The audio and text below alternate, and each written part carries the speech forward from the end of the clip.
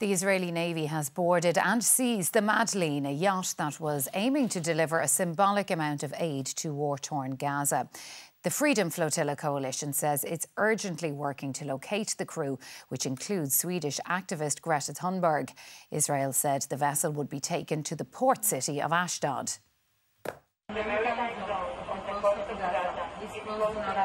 That was their final warning, a stern reminder of the naval blockade on Gaza. Then the Madleen was confronted, first with drones. We are under attack. Please sound the alarm. They're throwing a lot of substances and objects on us.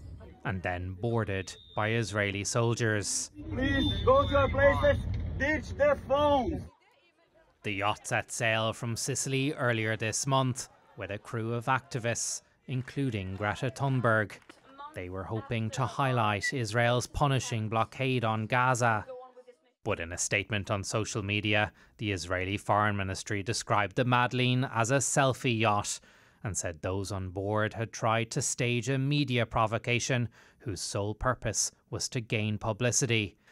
It dismissed the volume of aid on board as tiny, but said it would still be transferred to Gaza through real humanitarian channels. The ministry later posted a video to show that the passengers were safe and unharmed, and it said Ms. Thunberg was in good spirits. But the Freedom Flotilla Coalition said this morning that the crew of the Madleen had been abducted and that their whereabouts remain unknown. We have been intercepted and kidnapped in international waters by the Israeli occupational forces. What is clear is that they won't be reaching Gaza. But if the goal was global attention, the mission was a success. Edmund Heafy, RTE News. Well, just before coming on air, I spoke to Joel Carmel, who is a former IDF soldier and part of the organisation Breaking the Silence. I began by asking for his reaction to the seizure of that boat before it reached the coast of Gaza. Yeah, well, the unfortunate reality is that this blockade of the Gaza Strip is nothing new, and it didn't start 20 months ago after the 7th of October. It's something that's been going on for many, many years now.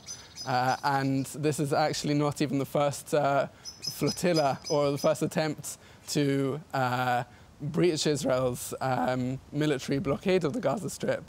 And last time, or in, I think it was 2010, when the Mavi Marmara tried to reach Israel, it ended in the Israeli military killing a lot of the activists on board.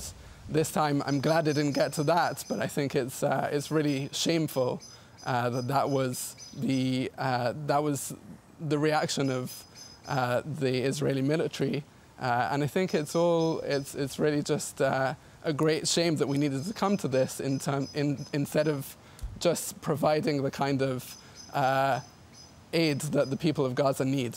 Israel says that it respects the rules of war, but weaponising food is a war crime. Do you think the IDF are committing war crimes in Gaza? Listen, I'm not a legal expert, and I know that there are lots of very clever people who are looking into this situation, and I would hope that the international community can support the relevant institutions who are looking into the legal implications in terms of international law around this war. I can tell you about the reality.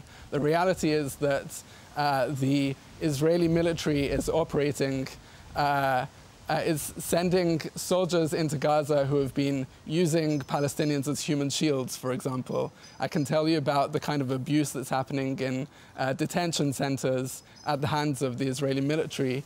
I can tell you about forced displacement from places within Gaza, but also in the West Bank, which is something that I would really hope the international community will also pay attention to. And I hope that all of those will be used more generally in terms of looking at this case. The original objective in this war, after Hamas attacked Israel and killed 1,200 people, took over 200 people hostage, was to destroy Hamas and to bring the hostages home. Yes. Has that objective changed? Well, I can say, as someone who is living in Israel and bringing up a family in Israel, October 7th was probably the most traumatic incident that I've ever experienced in my life, and it's definitely something that every Israeli will have experienced some of. I'm actually, I was a friend of Oded Lifshitz, who was one of the people taken hostage at the age of 83, and his body was returned after being killed in captivity only a few months ago. But unfortunately, I think that this war has been fought not as a war to bring back the hostages, which was what the State of Israel has always said, but rather a war of revenge. And this was not in any way helpful to the hostages. The hostages were thrown under the bus. And this actually hasn't done very much for the other objective, which is to eliminate Hamas, because ultimately this is an idea that can't be destroyed by dropping more bombs. It's something that needs to be destroyed by creating an alternative, and Israel has not put together an alternative for the day after for Gaza. And yet the majority of people in Israel, they do support this war, don't they? And they also support the blockade of food and aid into Gaza. So what kind of a reaction do you get when you speak like this in Israel? Well, I can't say that I represent the majority of Israelis, unfortunately, and we are working very hard in order to convince the Israeli public, like we're trying to convince the world, that what's going on now in Gaza and what has been going on since the beginning of the occupation is not in the security interests of the State of Israel. And this is something that is not, killing tens of thousands of people in Gaza, starving millions, many of them to death, is not something that is keeping Israelis safe. That's something we want to tell Israelis, that the only way for us to make ourselves safe is by ending the occupation, certainly ending this war, if it could be called a war even. But that's something that we want Israelis to know is not going to make them any safer. Joel Carmel, former soldier with the Israeli Defence Forces, thank you for speaking to us on 6-1 this evening.